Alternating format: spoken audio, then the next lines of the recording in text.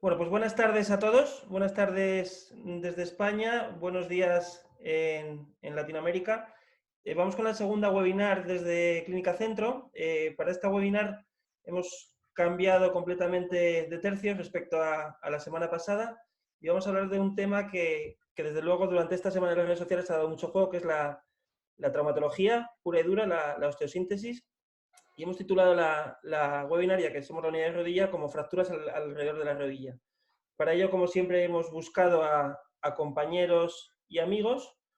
Va a moderar la charla Laura Olmos, que es una de nuestras compañeras, la que le da prestigio y belleza a la unidad de rodilla. Y como expertos tenemos al que ya conocéis, que es Fernando Sanz Zapata, que es el jefe de la unidad, a Diego Barba, que es un compañero que se conecta desde México. Le agradecemos de antemano su tiempo y sobre todo con los problemas de diferencia horaria. Diego estuvo rotando con nosotros, haciendo un fellowship en la unidad y ya en ese momento nos dimos cuenta de que era un tío de lo más interesante y por eso lo hemos invitado. El penúltimo en presentar es Javi Nistal. Javi Nistal es un cirujano ortopédico y traumatólogo de Valladolid, del Hospital Río Ortega y de la Clínica Osium Trauma. Es especialista en muchas cosas, pero sobre todo en traumatología. Además ha sido profesor y director de cursos SAOS. Y todavía se recuerda en la última SECO una presentación sobre osteosíntesis que trajo cola, en el que, si no recuerdo mal, se convirtieron en los guardianes del muro. Y por último, pero no menos importante, José Mari Trigueros, que creo que es el nexo de unión de todos porque además de ser un especialista en toda la traumatología, porque igual le da miembro superior que inferior, artroscopia que fracturas. José Mari también ha sido director de un curso AO avanzado y desarrolla su actividad profesional en el Clínico de Valladolid y en la Clínica Sur de Valladolid. Así es que os dejo paso ya directamente a este último, a José María Trigueros, para que nos hable de fracturas de extremo distal de fémur o fracturas supracondilias. Muchas gracias, doctor Cortés. Bueno, en primer lugar, me gustaría agradecer, como siempre, a la Clínica Centro y a la unidad de rodilla primero por su amistad y por su cordial invitación. Siempre que lo han requerido, pues ahí he estado. Y voy a hablar de fracturas supracondilias de fémur. Son fracturas poco frecuentes. Si lo comparamos, solo el 6% de las fracturas femorales tiene una distribución bimodal. En gente joven suelen ser de alta energía y lo más frecuente es en pacientes ancianos de baja energía que tienen una elevada mortalidad y si esperamos más de 4 días para operarlas es todavía mayor. Como todas las fracturas de gente mayor requieren un adecuado manejo médico y son muy incapacitantes. Lo que sí estamos viendo cada vez más frecuentemente es el aumento de las fracturas periprotésicas. Cuando nos enfrentamos a estas fracturas, lo primero que tenemos que ver es el paciente, luego la fractura, nos tenemos que evaluar a nosotros mismos y qué implante tiene el paciente. Lo primero, siempre mirar al paciente. En las lesiones de alta energía, buscar lesiones asociadas que nos pueden condicionar el tratamiento. En las de baja, la patología médica que acompaña que puede diferir el tratamiento que necesitamos y sobre todo las expectativas funcionales y la capacidad de ambulación que tiene el paciente. Conocer la fractura. Bueno, yo soy miembro desde hace muchos años y clasifico todas las fracturas utilizando la clasificación A. Esto sería hueso 3, segmento 3, sería 33, A sería extraarticular, B sería articular parcial y C articular completa. Y de ellas las C3 cuando hay una conminución importante en la articulación. Esto es muy interesante porque tenemos muy bien definida la fractura. Pero mucho más interesante casi es esto. Esta fractura y esta prácticamente se clasifican igual. Lo único que cambia es el tamaño del fragmento distal y esto es vital a la hora de decidir el tratamiento que vamos a aplicar. Cuando tenemos una prótesis Rohraback y Taylor, distinguen entre si tiene la prótesis aflojada o no la tiene aflojada y eso también va a cambiar el tratamiento. El TAC, muy importante en estas fracturas, sobre todo por ver si hay un fragmento en el plano coronal tipo JOFA que no podemos pasar desapercibido durante nuestra cirugía y también para medir el tamaño del fragmento. Lo primero que tenemos que hacer es conocer a nosotros mismos, si somos traumatólogos, si opera un cirujano de rodillas, si somos enclavadores, plaqueros, en fin, nuestra escuela y nuestras limitaciones. Así que os voy a poner la mía. Yo de 2000 a 2005 siempre ponía clavo, era residente y en mi hospital, con la doctora Olmos y la doctora Cortés, éramos enclavadores natos. Después ya pasé a adjunto, siempre ponía placa y desde 2013 pongo placa, pero en las periprotésicas, si puedo clavo, intento poner el clavo, aunque puedo ponerlo pocas veces. ¿Sabéis por qué es esto? Porque me toca hacer el recambio de la prótesis. Y claro, si tengo una placa, la cosa se complica mucho. Debemos conocer el implante que tiene el paciente. Si es una prótesis CR o PS, muy importante conocer la distancia intercondilar y si tenemos una APS con un agujerito, para meter el clavo debemos saber esa distancia, que pocas veces nos dicen lo que mide eso y podemos tener problemas si no lo tenemos controlado. Y tenemos que saber si tiene una prótesis por encima o un clavo cervicocefálico. Debemos saber también el implante que vamos a colocar, sus longitudes, grosor, las distancias que tienen los bloqueos, si tenemos placas de ángulo fijo o variable y los segmentos de las prótesis de reconstrucción. Objetivo del tratamiento va a ser restaurar la interlínea articular, restaurar la alineación del fémur, conseguir la consolidación de la fractura, movilización precoz de la rodilla y, en la medida de lo posible, calco precoz. Esto es muy importante en gente mayor. Para ello vamos a utilizar habitualmente una osteosíntesis estable respetando las partes blandas. En los traumatismos de alta energía, lo que habitualmente hacemos, como esta lesión por arma de fuego, el doctor Barba tendrá más experiencia que nosotros, pero vamos, un chaval de 15 años que se disparó y se hizo una rodilla flotante, hicimos este tratamiento, primero con un fijador externo, es el año 2005, fijador, un montaje un poquito antiguo, algo más moderno, de hace 4 años, con esta fractura lo que hacemos es darle tracción para que no se inflame la pierna y facilite bastante la reducción. Así estabilizamos la fractura de manera temporal. La colocación, pues siempre la colocamos igual. La colocamos en una mesa en decúbito supino con 30-40 grados de presión con un triángulo o más de manera más casera con un rodillo cogido con un crepé para facilitar la reducción. El abordaje habitualmente, cuando utilizamos placas en el lateral, las 33A, la C1 y la C2, y cuando hay una articular compleja hacemos un llamado TARPO, un agujero transarticular o el pararotuliano externo de toda la vida. Cuando utilizamos clavos, habitualmente lo hacemos vía transrotuliana, a no ser que tenga una prótesis que hacemos un abordaje para patelar medial. Cuando abordamos la zona metafisaria, especialmente si hay combinación, es importante que al abrir el foco pongamos injerto. ¿Qué es el TARPO? Pues no es más que hacer una artrotomía para patelar lateral, como muchas veces hace la cirugía de protésica en los vagos, y meter de manera extendida la placa por la cara lateral. Técnicas de reducción. Pues como os he contado antes, ponemos un rodillo en la zona del hueco popliteo para impedir la tracción de los gastronemios. También se puede utilizar un Steinman a modo de joystick, como veis en la OS Surgery Reference de la OS, enseña varias técnicas, mirad a ver porque la verdad es que es muy interesante esa página, y colocar un distractor. Muy importante, tener unas buenas pinzas de reducción periarticular. Las pinzas tipo Quintón os van a ayudar muchísimo. Si vais a poner un clavo, podéis utilizar tornillos de Poller.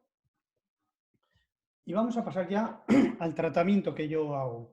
Os voy a contar mi tratamiento, no lo que ponen todos los libros, que eso lo podéis leer por cualquier lado. Mi actitud.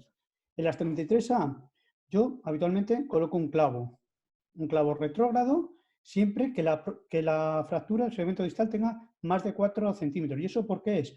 Porque es la distancia que me permite tener 4 bloqueos en el clavo, 4 bloqueos distales. Es un abordaje mínimamente invasivo, siempre utilizar clavos largos, y las periprotésicas, acordaros, y es mejor hacerlo abierto para tener buena entrada, porque normalmente la posición de la prótesis puede alterar un poquito el sitio donde tienes que meter el clavo. Y es una ventaja muy importante, es mucho más fácil revisar una prótesis si tenemos un clavo que una placa. Tenemos que saber qué es lo que no hay que hacer. No tenemos que colocar un clavo si hay un implante proximal, porque puede haber una fractura perimplante. No debemos utilizar clavos cortos porque puede haber fracturas proximales al clavo o se puede haber un mal alineamiento. Y si tenemos una prótesis CR en flexo, intentar evitar los clavos porque también nos va a condicionar mucho la entrada y va a hacer que no vaya muy bien, no se coloque muy bien en el clavo. ¿Cuándo utilizamos placas? Las placas se pueden utilizar siempre, pero está indicado de manera obligatoria cuando hay un trazo intraarticular complejo o cuando el fragmento tiene menos de 4 centímetros. Vamos a buscar una reducción anatómica articular y una reducción funcional del eje. Siempre seguimos este orden. Primero reducimos la articulación con unas pinzas tipo King Kong, colocamos unos tornillos, colocamos los tornillos distales, con una hoja fijamos la parte proximal y gracias a este instrumento que tenemos ahí, es una especie de rosca que nos trae la diáfisis a la placa. Con este resultado buscamos en la alineación que esté más o menos. No buscamos una reducción anatómica de todos los fragmentos en la zona metafisaria del articular, sí. Dos conceptos importantes, que le encantará al doctor Videla, lo comentar en las redes sociales, es el overlapping, el solapamiento de la placa cuando tenemos un implante proximal. Incluso es mucho mejor si podemos hacer el interlocking, el solidarizar los dos implantes, aprovechar el tornillo del clavo de cadera para meter por ahí un tornillo de la placa y eso es muchísimo más estable. Y siempre acordado, hueso osteoporótico, go long o go home. Siempre placas muy largas, 2-3 veces la longitud de la fractura, con pocos tornillos y separados. Muy elástico para favorecer la consolidación, como hemos visto en la radiografía previa. ¿Por qué no uso siempre placa? Bueno, porque las hemos son un infierno. He visto grandes dramas extrayendo placas distales. ¿Qué no debemos hacer? Poner tornillos unicorticales en las placas, utilizar placas cortas, concentrar mucho los tornillos diafisarios porque podemos tener fracturas alrededor del implante. Todos hemos sufrido al principio cuando empezamos a usar arrancamientos de estas placas, entonces tenemos que evitarla. Y otra cosa que tenemos que evitar, no tenemos que evitar fichar a Gareth Bale, que eso por supuesto, pero debemos evitar la gold club deformity, que no es más que la medialización del fragmento distal y el ascenso. Esto se produce cuando utilizamos el instrumento de tracción porque tiramos mucho de la diáfisis hacia la placa y nos queda una lateralización del segmento proximal y una medialización del distal, con lo que tiene forma de palo de golf. También se produce cuando utilizamos tornillos no bloqueados como primer tornillo. Dos palabras de fracturas periprotésicas. Si está floja la prótesis, obviamente deberemos ir a recambio, si nos deja la paciente, que no siempre está muy por la labor. ¿A qué nivel es la fractura? Si la fractura es del escudo hacia distal, normalmente hay que poner una placa o una artroplastia de revisión, y del escudo hacia proximal se puede colocar ya el clavo. Y luego tenemos que saber qué implante tiene el paciente. Fracturas periprotésicas, ¿cuándo enclavamos? Pues cuando hay una prótesis CR con una distancia intercondilar mayor de 14 milímetros, una APS con cajetín abierto y tiene un fragmento de más de 4 centímetros, siempre abordaje abierto, evitar si hay una posición posterior de la prótesis o un flexo en la prótesis total de rodilla porque va a ser más complicado realizar. Las placas para el resto. Siempre que hay una prótesis total de cadera, un clavo, una unidad proximal, una prótesis no compatible con el clavo o un fragmento de menos de 4 centímetros. Las prótesis tumorales, la verdad es que puedo hablar poco porque no tengo experiencia, pero mi indicación yo creo que deberíais empezar por la pseudoartrosis o cuando hay prótesis floja o una APS con escaso stocos. La ventaja, one shot surgery, o sea, solo tienes que utilizarlo una vez y solucionas todo. Hajdukevich, este autor, uno de los que más experiencia tiene en este tema, habla de que hay una alta tasa de complicaciones y lo cuenta él, pues a mí de momento me presenta dudas. Para terminar, ¿qué os debéis llevar? Debéis evaluar al paciente, la fractura, el cirujano, el implante. Nuestro objetivo tiene que ser la reconstrucción articular y la alineación del eje. 4 centímetros es la distancia que tenéis que acordar entre la placa y el clavo. La placa soluciona cualquier fractura. Y en las periprotésicas, clavo siempre que puedo, pero puedo pocas veces, porque suele haber fracturas distales al escudo, hay un implante proximal y no puedo, o la posición de la prótesis no me deja. Y el papel de la artroplastia irá aumentando, pero yo de momento tengo mis reservas. Muchas gracias.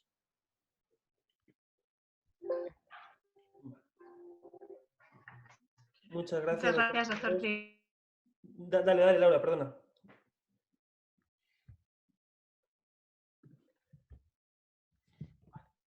Muchas gracias, doctor Trigueros. A continuación nos dará la charla el doctor Barba, ¿de acuerdo?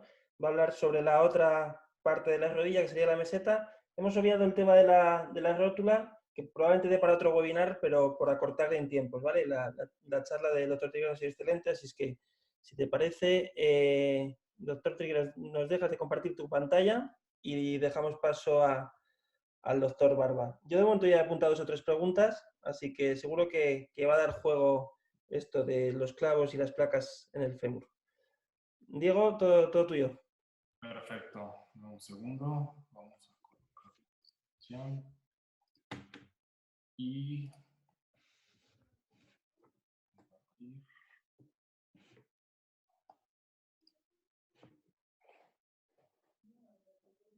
bueno, ahora me ven todos. Ya la presentación. Perfecto. Pues bueno, buenas tardes a todos. Yo les voy a hablar un poco de fracturas de tibia proximal, porque no solamente incluí las de la meseta de platillos, también vamos a hablar un poco de fracturas de la espina o de la eminencia tibial.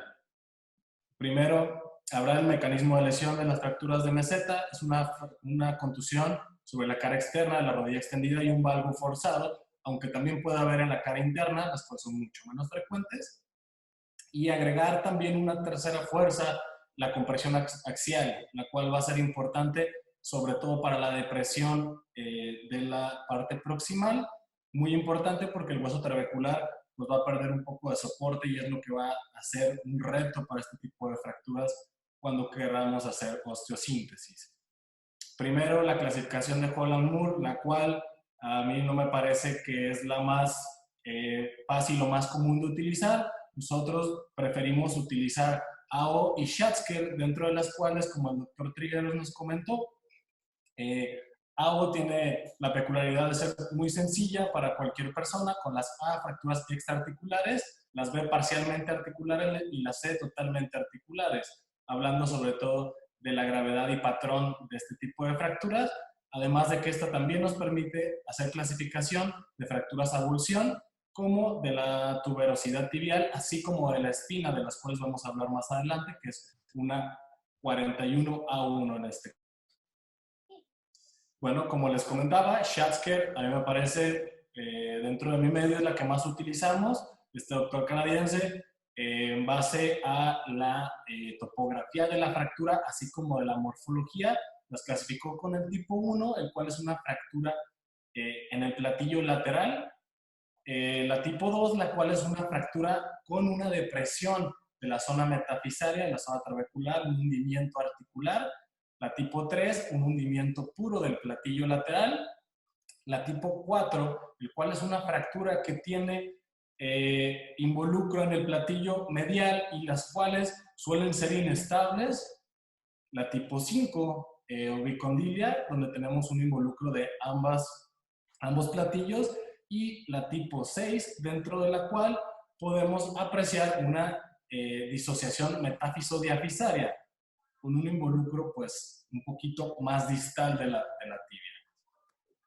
Importante hablar de cuáles son los abordajes por los cuales podemos acceder a este tipo de fracturas. Bien importante, como habíamos comentado, la clasificación previa para ver cuál vamos a utilizar. En el anterolateral tenemos un abordaje, el cual es el que se realiza de forma más común porque las fracturas de platillo lateral son más frecuentes.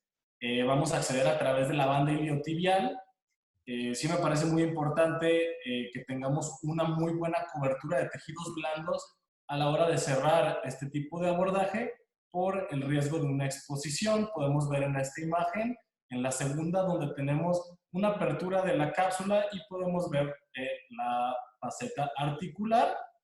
Y bueno, tenemos del otro lado, de nuestro lado derecho, una imagen fluoroscópica mediante la cual vemos cómo estamos elevando la cara articular para darle una mejor congruencia. Sí, tenemos por otra parte también el abordaje posteromedial, dentro del cual a través de la eminencia medial hacia distal sobre la zona posterior, vamos a hacer una incisión y nos vamos a encontrar con la pesa anselina. Bien importante que la podamos respetar. Podemos deslizar las placas por debajo de esta, como vemos en la imagen. Perdón, se cambió.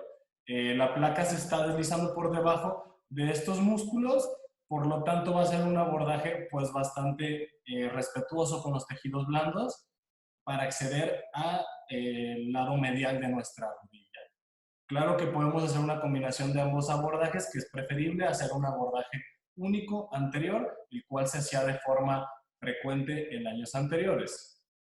Ahora, hablando de las técnicas de visualización articular, que es sumamente importante, número uno, porque tenemos que hacer una reducción anatómica, es una fractura articular que requiere de que tengamos un 100% de la reducción, además de lesiones asociadas. Ahí estamos viendo la faceta tibial desde la parte, como si estuviéramos viendo cefálico, con todas las estructuras de tejidos blandos que pudieran estar lesionadas. De forma tradicional, hacíamos una disección abierta, pero con la llegada de la fluoroscopía y la artroscopía, pues nos ha facilitado las cosas para hacer un abordaje menos cruento. Las indicaciones quirúrgicas de estas fracturas: un desplazamiento interarticular de 2 milímetros, una traslación metafisodafisaria mayor a 1 centímetro. Cuando los pacientes se presentan con una deformidad angular mayor a 10 grados en el plano coronal, ya sea varovalgo, pues bueno, las fracturas expuestas y síndrome compartimental, de las cuales podemos hablar de otras técnicas de fijación, porque vamos a tener que ser muy cuidadosos con tejidos blandos. Y bueno, la lesión ligamentaria asociada que requiere reparación, pues nos hace quirúrgica la fractura. Las técnicas de reducción, si bien el doctor Trigueros fue muy claro, la reducción indirecta a través de instrumentos suele ser muy útil. Nosotros vamos a también hacer uso de otras técnicas, dentro de las cuales podemos realizar un levantamiento con el desperiostizador para levantar la faceta articular. En la siguiente imagen me gusta mucho cómo podemos hablar de los constructos dependiendo la clasificación de Schatz, que por eso me parece que es bastante buena, donde tenemos en la 1, no necesitamos ni siquiera hacer un abordaje, una técnica percutánea para cerrar el trazo solamente con 2 tornillos canulados. En la tipo 2 sí requerimos de utilizar una placa debido a la depresión metafisaria y sobre todo el utilizar el injerto óseo para que ésta no se colapse. La tipo 3 de igual manera. La tipo 4 haciendo un abordaje posteromedial y utilizando también una placa que pudiera ser LSP. Tipo 5 haciendo un doble abordaje y 2 placas. Y la tipo 6 también se pueden utilizar 2 placas dependiendo del patrón fracturario, pero bien importante que estas placas sean lo suficientemente largas para tener una distribución según los criterios de AO. Como se había comentado en el tema previo, tiene que ser de 2 a 3 veces el largo del trazo, además de tener una densidad de 0.4 a 0.5 con los pernos que vamos a utilizar. En este tipo de fracturas tenemos la opción también de utilizar clavos cuando no tienen una conminución importante en la zona articular. Podemos utilizar un clavo con un bloqueo poliaxial y este puede ser suficiente si realizamos una buena reducción. Y bueno, el siguiente video lo agregué debido a que tenemos una fractura de la meseta, el cual usamos el artroscopio para hacer la reducción, sobre todo para poder ver desde la articulación la lesión. Primero hacemos la exploración como en cualquier artroscopia, dentro del cual podemos ver que en la parte lateral estamos bien. Podemos también ver el ligamento cruzado, que pues algunas fracturas que son complejas también tienen un desprendimiento de la eminencia. Y bueno, seguimos palpando, explorando. Y pues bueno, ahí está el hematoma fracturario, muy importante. Seguimos explorando, dentro del cual pues vemos ahí ya expuesta la zona trabecular del hueso, la articulación completamente deprimida. Bueno, lo seguimos limpiando. Posterior a eso, vamos a seguir viendo. Bueno, una vez que el foco está limpio y podemos ver un poco más el hueso, al principio puro sangrado. Y bueno, claro, el hundimiento, el colapso y la pérdida ósea, la cual era importante. Ahorita vamos a ver la radiografía y una toma del fluoroscopio para ver el patrón fracturario. Y bueno, ahí lo tenemos. El menisco, el cual está completamente separado. Por lo tanto, también hay una lesión de tejidos blandos muy importante. Bueno, la siguiente es una imagen de la reducción abierta y la fijación con una doble placa y podemos ver cómo quedó nuestro constructo. Y bueno, se hizo un second look para ver cómo quedaba la articulación después de que hubo consolidación ósea, la cual el menisco ya estaba fijo y pues bueno, el cartílago obviamente con una lesión condral, pero la articulación restituida. Bueno, eso fue hablando de fracturas de la meseta.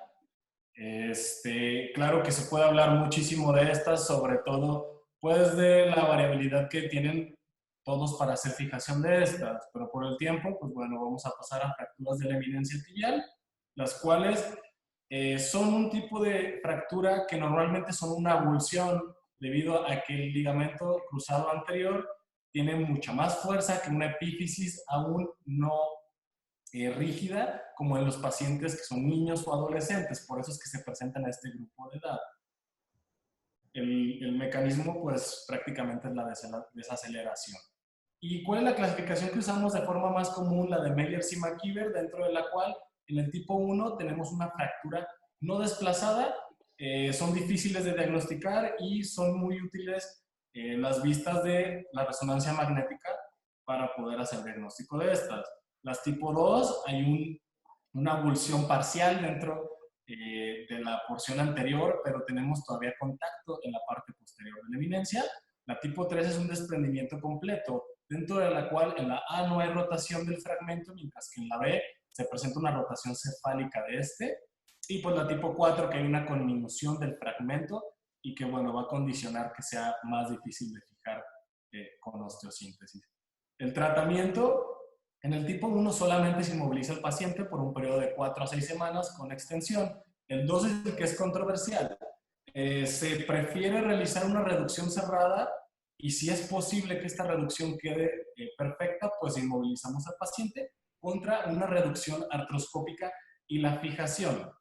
La tipo 3 y tipo 4 son quirúrgicas todas y se puede realizar una reducción abierta versus una artroscópica y fijación. Más adelante les voy a comentar que, pues bueno, la reducción abierta prácticamente está en desuso cuando tenemos acceso a la artroscopia. Y bueno, los tornillos contra las suturas, que son nuestros dos medios para fijar este tipo de fracturas. ¿Qué es lo importante? Los tornillos tienen una condicionante. El fragmento tiene que ser suficientemente grande para poderse fijar. Además de que, intentando hacer la perforación para el tornillo, nosotros pudiéramos fracturar y hacer con minuto la fractura y hacer muy difícil la fijación. Por lo tanto, cada vez se está utilizando más la fijación a través de suturas rígidas, con un túnel anterior, bueno, dos túneles paralelos anteriores, mediante los cuales más adelante les voy a presentar la técnica.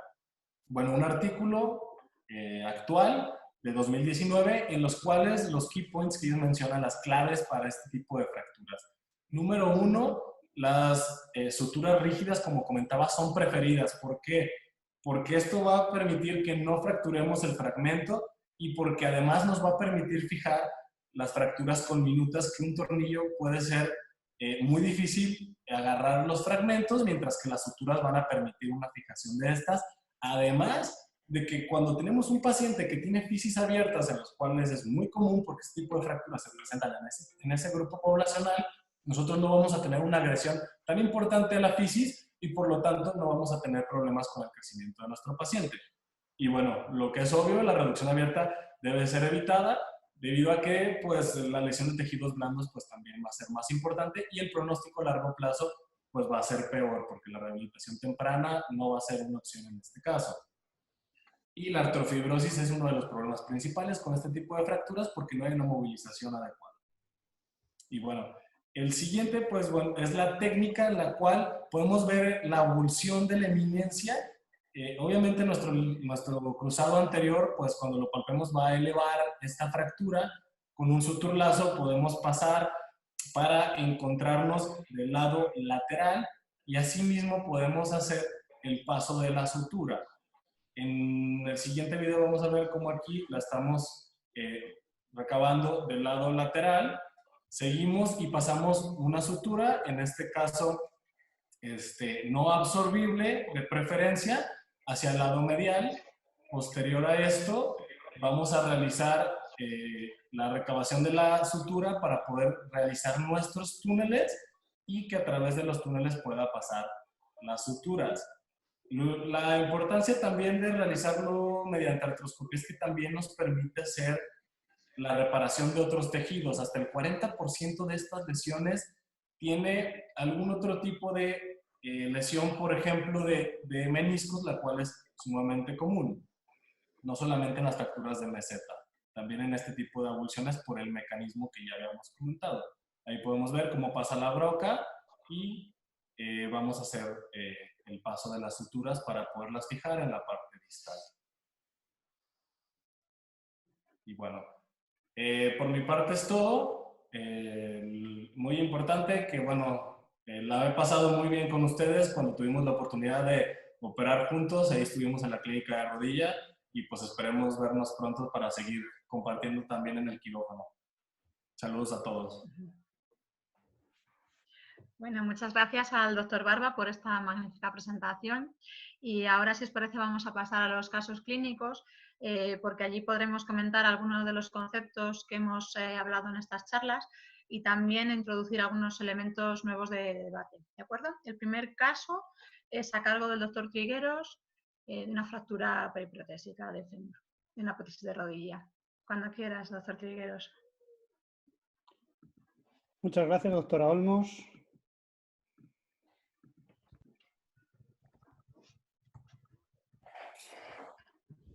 Bueno, vamos a empezar por fémur distal, una fractura periprotésica. Caso clínico, lo habéis visto en las redes sociales, mujer de 89 años de edad, con hipertensión, dislipemia, fibrilación auricular, muy poca actividad, cama, silla de ruedas, sillón, y que un año antes ya rechazó el recambio. Os voy a dar una pista, tiene un fragmento distal de 57 milímetros. Pues yo siempre me gusta empezar igual, primero clasificándola. A ver, ¿alguien se atreve a clasificarla de vosotros? ¿Qué dice el resto de expertos? Mala, una fractura mala, la clasificación. Muy conminutada, como decían en mi hospital antiguo. Un poquito más científico, hombre. Vamos a ver. Eres tú el experto, tienes que decirlo tú. Bueno, yo siempre, si tenemos una prótesis, os he hablado de la clasificación de Roderick, entonces aquí primero ver si está la prótesis floja o no. ¿Qué pensáis? ¿Que está floja aunque no está floja? Yo creo que no. Esa es la visión siempre que tiene todo el traumatólogo para no cambiarla, ¿eh? Y ya, Javier. ¿Qué pensáis vosotros? ¿Ese es el deseo o la creencia? No, nunca está floja. Cuando la tenemos que hacer, nunca está floja. Eso es la realidad. ¿Qué pensáis? ¿Está floja o que no? No quería cambiarse la prótesis, ¿no? Pues ya se está diciendo que está floja, Obviamente. Una experiencia clarísima. Así que, ¿qué tratamiento le diríais? ¿Tratamiento? ¿Has dicho qué años tiene la señora? 89, actividad cama, silla de ruedas, sillón, pero también tiene la prótesis floja. Ya, bueno, pero bueno, también hay que valorar mucho la funcionalidad, ¿no? Claro. Quizá la agresividad de un recambio, pues quizá fuera la primera opción, ¿no? Si no fuera una paciente de 90 años y caminase, quizá mi primera opción fuese el recambio protésico, ¿no? Pero también hay que tener en cuenta que si no camina y la paciente no va a solicitar mucho esa extremidad para caminar, pues quizás siendo menos agresiva podríamos valorar una síntesis y simplemente para que la paciente se sentase sin dolor, ¿no? Nos lo decías tú en la charla, ¿no? Que tenemos que valorar los 4 conceptos. Es muy importante, yo creo, siempre valorar todos, ya que alguno de ellos nos puede hacer cambiar nuestra indicación, ¿no? Bueno, yo creo que... Entonces, sí. Yo estoy con... Si descartáis la prótesis, ¿qué haríais? La cuestión es que el recambio, en caso de que lo quisieras valorar un recambio, si os fijáis cómo tiene la patela de baja, el resultado funcional incluso del recambio tampoco va a ser un resultado excelente. Si a eso le suman las comorbilidades más la complicación de la fractura, yo también haría una osteosíntesis. Pero además es que hay que respetar un poco al señor o señora, que no me entra muy bien. Es que ella no quería operarse de recambio de rodilla porque, entre otras cosas, tendría miedo o lo que fuera. No es cuestión de ahora imponerle un recambio cuando se puede solucionar por medios un poquito menos feroces. No es lo mismo, como decís, la agresividad de una cosa frente a la otra. el plan sería un poco solventar la papeleta del paciente en ese momento en cuanto a manejo. Va a seguir estando en silla de ruedas, obviamente, pero por lo menos de una manera poco agresiva le podemos dejar un poco apañado como para que menos funcione. Y luego, si todo va bien y nos sobrevive, en cualquier caso siempre se puede planear el recambio si de momento se le han puesto unas ganas enormes de vivir la vida y de andar de nuevo. Pero bueno, yo iría a cirugías a lo práctico y a lo poco agresivo. Bueno, pues yo luego os contaré por qué. La propuse un recambio y osteosíntesis y el familiar de manera inteligente lo rechazó. Entonces, hemos tenido redes sociales, alguien que apunta por la megaprótesis, el familiar lo rechazó. Yo sí que le propuse el recambio más osteosíntesis. Y otra cosita, ¿no? Que yo también, si fuéramos a una reconstrucción mediante una artroplastia, fijaros dónde tendríamos que cortar, ¿no?, el fémur, ¿no? Tendríamos que irnos casi a unos, no sé, a la mitad del fémur prácticamente, porque la fractura llega muy, muy arriba. Yo en este caso... Prácticamente 15 centímetros, ¿no?, de fémur nos tendríamos que llevar, ¿no? Yo plantearía no una tumoral, sino una bisagra cementada con algún tipo de fijación de la fractura, porque es una fractura bastante larga de trazo simple y posiblemente con unos cerclajes y una prótesis cementada nos permitiría hasta apoyar de manera inmediata. O sea que yo creo que en este caso concreto no es necesario una tumoral. Habitualmente en estas fracturas, cuando son del escudo distal, sí que hay que hacer una tumoral, ¿eh? Pero en este caso yo mi idea era una cementada charnela rotacional y un par de cerclajes, o si no, incluso podría poner una placa. Pero me da miedo quitar el escudo, que no te quedes con todo el hueso en la mano, ¿no? También, ¿no? Que eso puede pasar, ¿no? Al quitar el escudo, el componente femoral, pues te quedes ahí. Pero bueno, sí, podría ser una opción. Estaba muy floja durante la cirugía, pero bueno, el familiar lo rechazó, además era médico, o sea que sabía muy bien lo que hacían. Familiar era familiar de la casa, ¿no? Tenía síndrome de recomendado. Claro, un poco. Entonces descartada el recambio, lo que comentan por aquí en redes y lo que más o menos ya estáis diciendo vosotros es placa o clavo, ¿no? En lo del clavo, con de la patela baja que decía el doctor Cortés, y apuntan que podría ser uno de los problemas, aparte también del tipo de prótesis. Entonces, bueno, ¿qué pensáis vosotros? ¿Placa o clavo retrógrado? ¿Se puede poner un clavo? La primera pregunta, ¿no? ¿Se podría poner en este caso? Hay un clavo, colocar un clavo. El plan es que tienes una brecha en la lateral, ves que por el trazo en plano coronal que tiene la fractura, el clavo te va a engranar los fragmentos, pero sí vas a tener una tendencia a que no colapsen bien. Será el clavo cuanto menos con algunos cerclajes más. Yo me iría a placa. Una placa por lateral.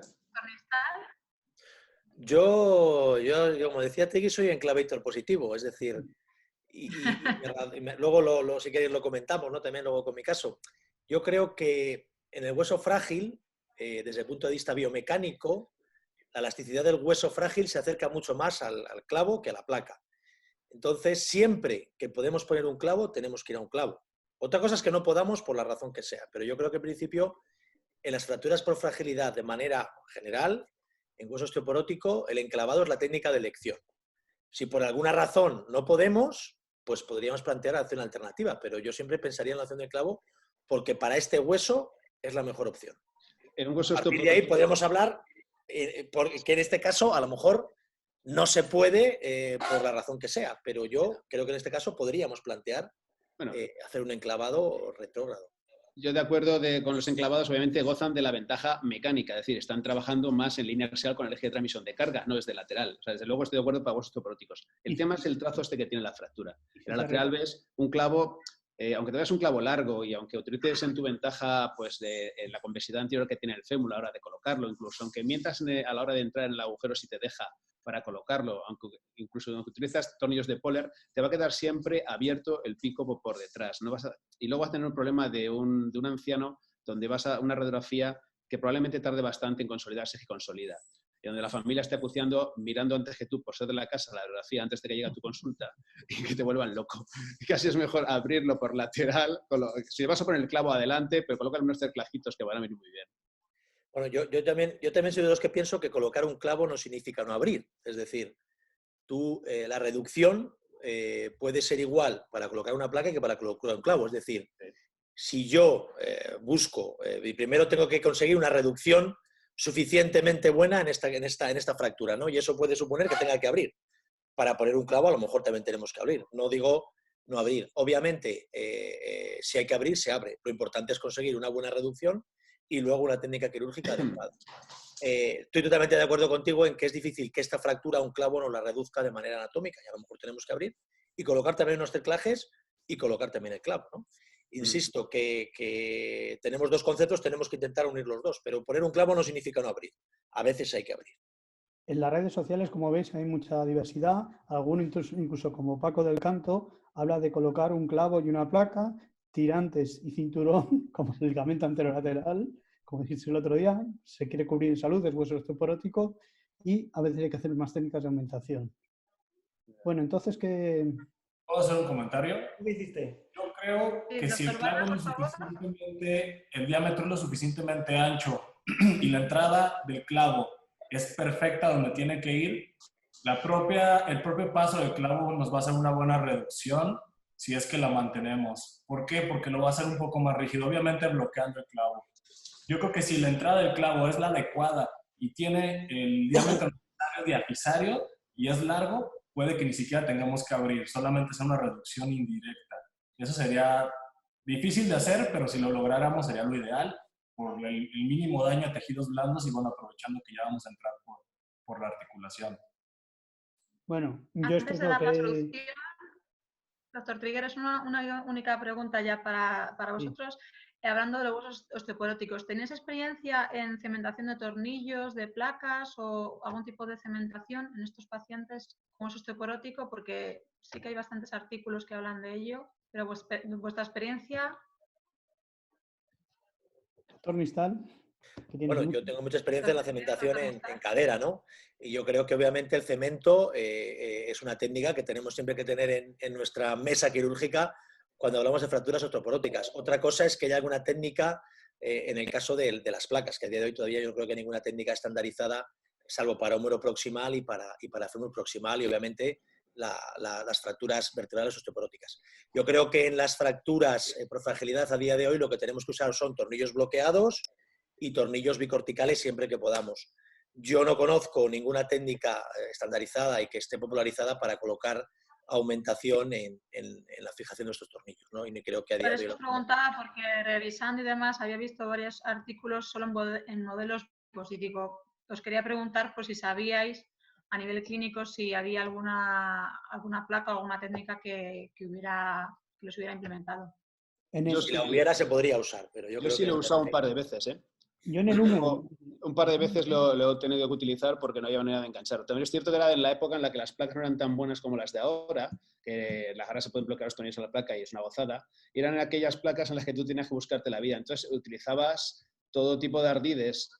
Unos eran intentar, si eran esas prótesis que el cirujano deshabilidosamente, pero adecuadamente para mí, me ha dejado ese tochaco de cemento dentro del canal, era cuestión de pillarlo o intentar hacer un interlocking con él o intentar poner los trasroscados adrede contra la placa para que no se fueran o incluso intentar perforar, entrar casi digamos, su prótesis con el escudo anterior con el fin de que alguna estría se quedara enganchada según salía en el borde. Todo eran un poco mentiras. Y también he tenido que utilizar eso, cemento clínico como el de las prótesis, trabajarlo bastante rapidito porque como no esté muy puesto, no sirve, se puede armar parda, porque también me ha pasado tener que retaladrar con malas brocas el agujero que había perdido porque no me di prisa suficiente. Yo creo que lo utilizaron 2 o 3 veces, en casos desesperados. Muy bien, pues si nos da la solución. Muy bien. Bueno, a ver si puedo volver a compartir. ¿No me deja compartir otra vez? ¿Estás compartiendo? ¿No? Sí, vale. Bueno, vamos a ver. Pues yo lo que hice es un enclavado retrógrado. Bien. Porque tenía un fragmento proximal en el escudo. Sobre todo para mí es vital porque facilita la revisión de la prótesis si después se la quiere hacer por cualquier motivo. Es una prótesis CR. Y la patela baja para mí no es un problema porque realmente yo los clavos hago una ortotomía para poder entrar bien. Entonces no tengo mucho problema con la patela. Abres, ves dónde tienes que entrar y te lo facilita. Cuando abrí estaba la prótesis que daba miedo mirarla. Casi te quedabas con ella en la mano y así con mucho cuidado, sin mirarla muy mal. Pero vamos, podía haber quitado perfectamente, haber puesto una prótesis, pero no había lugar. ¿Qué os llama la atención esta radiografía? Yo creo que ya lo habéis dicho antes. Vale, perfecto. Entonces, un fragmento proximal al escudo grande facilita la revisión de la prótesis, por eso yo soy muy enclavador cuando hay prótesis. Es una prótesis CR, con lo cual permite meter mejor el clavo y permite mejorar el agarre, porque las PS, el cajetín sueles perder uno de los tornillos de agarre. La patela baja, como os he dicho antes, no tener dificultades porque con los clavos realmente abro, lo aprendí de residente, que eso es mejor abrir, ver el punto de entrada bien y ya está. ¿Y qué os llama la atención? ¿Veis alguna cosa que os llame la atención? Yo creo Muchas que se ha grapas, aflojado ¿no? más la tibia todavía, después de toda la actuación. ¿Cuál? Que se ha aflojado más la tibia todavía. La teoría estaba floja. No os llama la atención tantas grapas. Yo aquí veo muchísimas Sí. grapas. Vas a hacer un procedimiento mínimamente invasivo y nada, es que Abriste, claro. ¿No intentaste ahí, José María, el poner algún tornillo de Poller? Que es una técnica también que uso mucho en el enclavado y es muy elegante y muy efectiva, ¿no? Y da mucha estabilidad. Y yo creo que es una técnica siempre que hacemos enclavado a tener muy en cuenta, ¿no? yo suelo usarlo si tengo mala reducción, pero aquí era directamente imposible. O Estaba sea, que clavado tuviste el que abrir. escudo en el fragmento proximal, con lo cual directamente abrí, puse dos cerclajes igual demasiado juntos, para mi gusto, un poco esquemizantes, pero aquí con un poler nada más no hubieras podido hacer mucho. Y en gente osteoporosis hay que tener cuidado con los polers, porque es fácil hacer alguna fractura. A mí me pasó alguna vez al poner el poler y meter el clavo que tengas una fractura. A mí me pasó en una ocasión y desde entonces en gente con osteoporosis tengo muchísimo cuidado utilizando los polers. Gente Ahí joven no tiene conviene problema. poner varios, es decir, cuando Sí, tenemos sí, hueso sí, osteoporótico conviene poner muchos da miedo. para que el clavo vaya apoyando en En todos uno y ellos. No otro. estoy totalmente de acuerdo que no se puede... Hay que poner varios y bien colocados, porque puede pasarte eso que al final la fractura pague más que se reduzca al apalancar el clavo. Y es verdad, pero bueno, es una técnica que no es fácil, pero es efectiva, ¿no? Pero hay que Sí, tener sí. mucho cuidado también. Es Sí, como los cualquier- aproximadores a veces que también rompen, ¿no? Pues, sí. Bueno, pues esto es Yo lo que creo le hice, ¿vale? que lo que usted decía previo, la entrada del clavo es la clave de que su reducción haya sido tan buena, porque si usted entró correctamente, la misma diáfisis del clavo se va a encargar de la reducción. Si entramos mal, no hay manera de reducirlo, que si poler, no poler, yo creo Por que la eso abro, entrada por eso del abro. clavo es la clave. Por eso lo hago abierto siempre en las prótesis. y otra pregunta, la longitud del clavo, ¿hasta dónde lo lleváis? Larga, larga, larga. Muy larga. ¿Hasta dónde? Hasta, Hasta el corvejón. Sotocanteria. hasta la cadera. Casi, sí. Hasta la zona sotocanteria, yo suelo ponerlo. Y el señor que pudo volver a caminar, Es una señora, ¿eh? No caminaba previamente, Que no caminaba, ¿eh? no No caminaba caminaba. antes, o sea, es difícil que pueda volver a caminar. Y este es el resultado de los 2 años con la fractura consolidada. No se ve. Resultado de los 2 años con la fractura consolidada. Bueno, pues esta es la radiografía inicial, la de la derecha, y la otra es la que tenemos ahora. Buscad las diferencias. ¿Qué veis ahí? ¿Veis algo raro? Se ha roto el platillo, el Joder. metal. se ha Claro, roto la tibia. ¿y algo más?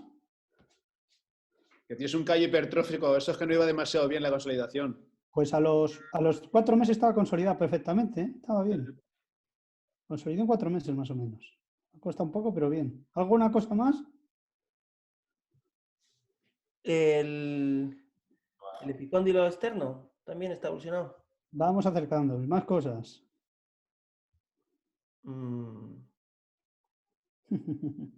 La tienes con una artesis. Obviamente.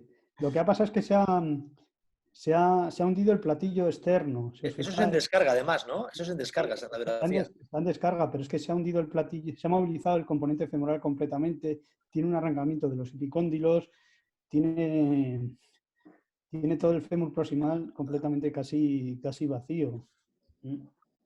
Y la has dejado tranquila. Femoral, se ha roto, como bien ha dicho el doctor Sanz, el platillo tibial. Y a mí me preocupan estos pacientes es que hagan una fractura, aunque no estén en carga. Entonces eso, realmente, por eso yo la propuse el recambio, ¿eh? Porque en mi experiencia, sobre todo, en cuando hago un recambio de una prótesis, una fractura periprotésica en la cadera, cuando está suelta, los peores resultados siempre los he tenido si no cambio la prótesis está floja. Esto me parece que es un error. Y la cadera, yo no dudo, los mejores resultados se tienen siempre cuando se cambia la prótesis. Una cirugía agresiva, pero soluciona bastante y con muy buena función y muy buenos resultados, al menos en mi experiencia en la cadera. No sé qué opináis vosotros. Yo en la cadera no tengo ninguna duda. En la rodilla es una cosa que hay que plantearse, yo creo que cada vez más. Incluso valorarlo de las prótesis tumorales, no en este caso, pero en otros. No sé qué os parece a vosotros. Te doy mi opinión. Desde luego que una es la solución ortodoxa que habría que haber hecho con el manual por delante y otra cosa es lo que se dejó hacer el señor. Sí, sí, por supuesto, pero después viendo esto. Y desde el punto de vista funcional, pues mira, quien dice que esto se trata con megaprótesis es que ha visto muy bien, más bien pocas, porque obviamente un hueso osteoporótico, como decía el compañero, una amputación casi transfemoral para colocar un componente y esperar encima que lo rehabilite que ande, pues obviamente mal vamos. Es decir, hay que intentar huir de las megaprótesis en la medida que se pueda. Un buen fragmento se tenía como para una prótesis movilizada como viste in situ, que se acaba con la mano, prácticamente, como para poder hacer una osteosíntesis y tener un buen cucurucho, por decirlo de alguna manera, de hueso donde poder anclar cualquier, o sea, una charnela, como tú bien decías. Desde luego que funcionalmente partes ya de una cirugía menos, por tanto, necesariamente va a ser más funcional y mejor para el paciente si le has ahorrado una cirugía grande. Ahora bien, ¿qué te expones? Pues obviamente a todo lo peor de los recambios, todas las complicaciones y toda la morbilidad asociada. Pues estoy de acuerdo contigo, desde luego que lo más funcional es saber cirugías de un solo tiro y en la frente a ser posible, pero tenemos que trabajar con los materiales que tenemos encima de la mesa. Sí, sobre todo yo esto presentaba para que veamos lo que pasa y por qué hay que plantearse los recambios. Simplemente era como justificar mi opción inicial. Porque y luego está otra cosa, según le preguntes tú, y eso en la cadera se mejor, si tú le preguntas más a quien es más traumatólogo y es menos ortopeda, el que es más traumatólogo te va a optar por la osteosíntesis siempre y va un poco a minimizar lo que sería, puede aguantarme, todavía tiene un enganche, veo otra vécula que cruza, pero quien eso que se dedica a ortopedia no lo va a dudar un momento, va a decir, no, te lo recambio y si quieres te añado la osteosíntesis que sea necesaria, pero te lo voy a recambiar. Entonces también es un poco, son dos puntos de vista. También esto yo creo que hubiera pasado igual si no se hubiera roto el fémur, es decir, que esta evolución hacia este aflojamiento hubiera pasado igual independientemente de la fractura. Obviamente, hemos tenido una oportunidad de que el paciente ha estado en quirófano, lo hemos tenido que operar sí o sí, que a lo mejor teníamos que haber asegurado nuestro tiro con un recambio, que también hay que asumir las complicaciones que puede tener un recambio en este tipo de paciente y a lo mejor se nos infecta y acabamos en una amputación, que eso pasa. No siempre, pero en un tanto por ciento de pacientes no desdeñable.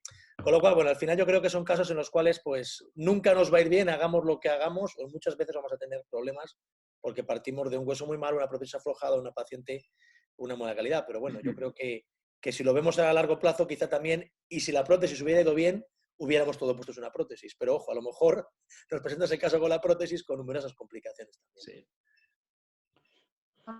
Hombre, tanto la edad como el estado funcional de la paciente son dos elementos que nos echan un poco para atrás, quizá para poner una prótesis de entrada. Incluso viendo esto, o sea, es difícil plantear una prótesis en esas circunstancias. Pero, es decir, yo lo pregunto al revés. Si hubiéramos sabido esto, ¿hubiéramos puesto una prótesis? Yo hubiera forzado. Hubiéramos sabido lo que iba a pasar, ¿eh? Tenía muchas papeletas con esa prótesis tan floja, ¿eh? Yo cuando la vi no tenía ninguna duda que iba a pasar esto porque la prótesis te quedabas con ella en la mano, vamos, prácticamente. Es una tan importante. Si lo hubiéramos visto, obviamente la cosa hubiera cambiado, porque seguramente por los presentes hubiéramos tirado el cambio. Para terminar, ¿la señora ahora se queja? ¿O se queja igual que cuando tiene la prótesis? ¿Sabes lo que te quiero decir? A lo mejor estamos hablando como si fuéramos un mecano y la señora está en su silla, que le molesta cuando la pasan de la cama a la silla, pero chico. La señora se queja de que se le va mucho a la pierna y que cuando la moviliza la duele. Yo le propuse el recambio y no ha vuelto después de 2 años a la consulta por si acaso. Claro, 91 años, dice, si la molesta mucho se le puede cambiar, pero se está dando un riesgo muy grande. Y no ha vuelto a revisión. Yo tengo esta última radiografía hace 2 años y la última la vi hace 3, o sea que, bueno, eso es lo que hay. Bueno, pues un caso muy, muy interesante y si os parece vamos a pasar ahora a un caso ahora de meseta del doctor Nistal, que podríamos titularlo como las fracturas de meseta gemelas, que también hemos puesto en redes y bueno, a ver qué os parece. Vale, pues a ver si Javi... Doctor Nistal, ¿estás compartiendo? Sí, sí. Estás compartiendo la pantalla. Perfecto. Uy, esto no es.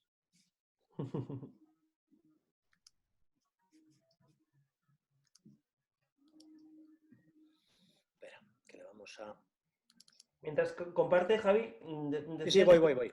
decís los dos lo de los tornillos siempre que sean bicorticales, aunque sean de bloqueo, ¿verdad? O sea que no podemos confiar tanto en el tornillo de bloqueo como se pensaba, ¿no? O sea, incluso los tornillos de bloqueo abogáis porque sean bicorticales en las placas. Obligatorio, sí, sí. Sí. Vale, Sí, Javi. podemos, sí, ¿no? Yo creo que es casi obligatorio, ¿no? En estas fracturas realmente el tornillo no agarra en el hueso, agarra en la placa, ¿no? Y no agarra en ningún sitio más, con lo cual, bueno, pues toda la estabilidad que le podamos dar pues es importante, ¿no? Lo comentaba Trigui, que cuando empezamos con estas placas con los tornillos unicorticales, muchas se soltaban, ¿no? Teníamos esos desanclajes masivos por falta de agarre en el hueso porótico, ¿no? Bueno, si cuando queráis, bueno, pues estos dos casos, estos dos pacientes, que bueno, que en principio si seguimos de una edad parecida, con un mecanismo lesional similar, ¿no? Caída de silla, caída de escalera, y dos fracturas que si seguimos la clasificación de Sachs, que quizás sea la más utilizada por todos en las fracturas de meseta tibial, pues las podemos clasificar igual. Y bueno, pues en principio en redes sociales, pues como habéis visto, pues bueno, pues hemos tenido alguna opinión y en el caso primero, pues haría una fijación con placa injerto y colocaría un tornillo de medial a posterolateral. Y en la segunda, pues una osteotomía, me imagino que se refiere al peroné, ¿no? Y una placa también. Ahí lo dejo, no sé qué opináis vosotros respecto a lo que haríais en cada uno de estos casos y por qué. O Laura, no sé tú qué nos... Yo no sé si era osteotomía del peroné o quizá abrir una ventana para... No lo entendí muy bien cuando lo leí. Si se refería a lo mejor a abrir una pequeña ventana para meter también algo de También hay injerto. gente que hace una osteotomía del epicóndilo a veces, ¿no? En estos casos, o Bueno, osteotomía del peroné también, vamos. hay gente que hace una osteotomía de la TTA, que levanta la TTA, el aparato extensor, y se encuentra como que levantar el capó de coche en las fracturas de meseta. O sea, el otro día con un Quizá lo compañero de los y me decía que... epicóndilos se hace un poco... Los epicóndilos un poco se hace quizá en última instancia, ¿no? Si no podemos reducirlo con el abordaje inicial, quizá. O tal vez se referían a lo que comenté antes, de hacer un pequeño sarcófago a través de la diáfisis para poder elevar la faceta articular, tal vez, porque no le veo otro caso. Hombre, yo lo que veo es que las fracturas, aunque son parecidas, yo si me la encuentro en mi urgencia, la de la derecha me da bastante más miedo, ¿eh? Ahí lo dejo. Que no sé si es por la conminución o la fractura del varón, yo creo que tiene más truco. Probablemente le pediste un TAC, ¿no? Sí. Claro. Bueno, yo creo que en estos casos estaremos todos de acuerdo, ¿no? Que es obligatorio, ¿no? No nos podemos dejar llevar por la radiografía, ¿no? Y se pidió un TAC, ¿no? Para valorar un poquito las dos fracturas. De hecho, os iba a preguntar que aunque la clasificación de Sackler es verdad que es la que más solemos usar, pero en 2010 Luo hizo una clasificación que es muy interesante para hablar del tratamiento, que se debe hacer con un TAC para ver la columna anterior, que es la medial y la lateral, y luego en la columna posterior, que luego posteriormente hicieron una revisión y es la posterior medial y la posterior lateral, ¿no? Quizá sobre todo en el varón de la derecha, nos es bastante importante, ¿no? Interesante ver ese TAC. Sí, pero vamos, yo personalmente pues hubiera ido a placa en los dos, placa externa, sí. Y probablemente con una me hubiera conformado. Tendrías que haber visto el TAC antes. Una placa externa. El TAC, ponos el TAC, Javier. ¿Eh? El TAC, que es la clave de esto. Mucho pedís, ¿eh? Hombre, menos. Bueno, os voy a poner cómo quedó al final, oye, a ver si os da más información de bueno, fijaros, bueno, aquí os tenéis esos controles a los 6 meses. Con, por supuesto, carga completa y bueno, ¿por qué una fractura ha ido bien y la otra ha ido mal? No lo sé, hemos hecho lo mismo, ¿no? ¿En qué momento los dejas apoyar, aprox? En general. Pues, hombre, a mí más o menos, depende un poquito, pero, hombre, de media diría que a los 2 meses. Movilización inmediata y descarga a 2 meses en lesiones articulares. Y sobre No la sé si estáis de acuerdo vosotros también. ¿O? cuando Sí, hacéis la bueno. artrotomía del menisco, ¿le limitáis la flexión a 90 grados o en las primeras semanas en lo que cicatriza el menisco? Cuando haces un abordaje que levantas el menisco, o sea, cuando os referís a movilidad inmediata, ¿le limitáis en algo la flexión por la artrotomía o no? Yo mi experiencia es que tampoco mueven tanto. Ellos mismos se van limitando a la movilidad. Es decir, un paciente que tiene una fractura de este tipo, para llegar a 90 grados le cuesta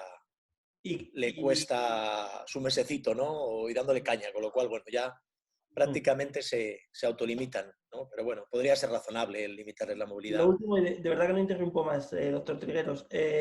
Cuando hacéis la artrotomía, el menisco, ¿lo atáis a la placa? ¿Le ponéis algún implante? Porque es uno de los problemas que a veces... Normalmente le hago una fijación a partes blandas y a la placa, los dos sitios, sí puedo, porque el menisco externo a mí me da miedo porque a veces le limitas un poquito la movilidad del menisco y sabemos que es muy importante que el menisco externo tenga mucha movilidad, tenga su movilidad natural. Claro. Pero sí me da miedo que se suelten las suturas, así que sí que lo fijo tanto a la placa como a las partes blandas, lo suelo asegurar bastante. Porque el menisco externo es muy importante, más si tenemos una fractura. Doctor Nistal, ¿pusiste algún tipo de injerto? Sí, en los dos casos. Yo creo que también, ¿no? Estamos de acuerdo que al final cuando levantas el fragmento hundido, pues siempre rellenamos de injerto. Nosotros habitualmente utilizamos injerto del banco de hueso, o injerto trabecular, ¿no? O chips de esponjosa, y es lo que solemos utilizar siempre en estos casos. ¿Y la artroscopia, como nos contaba antes el doctor Barba, también la asociáis? Bueno, sí la utilizamos también, pero tampoco te diría que siempre. Yo creo que sí que la intentamos utilizar, ¿no? Cada vez más, pero bueno, al final sabes lo que... Yo también a veces digo que la presión asistencial te puede, ¿no? Entonces tienes 3 fracturas y a veces por el meter el artroscopio te lleva 45 o 50 minutos de tiempo a mayores, que bueno, que sí que te da una visión espectacular, pero a veces la presión de la pública no te deja tampoco el andar enredando mucho. No sé si compartís esa opinión o os pasa algo similar. Pero el problema de estos casos de la artroscopia es que te lleva 10 minutos limpiar la rodilla de sangre.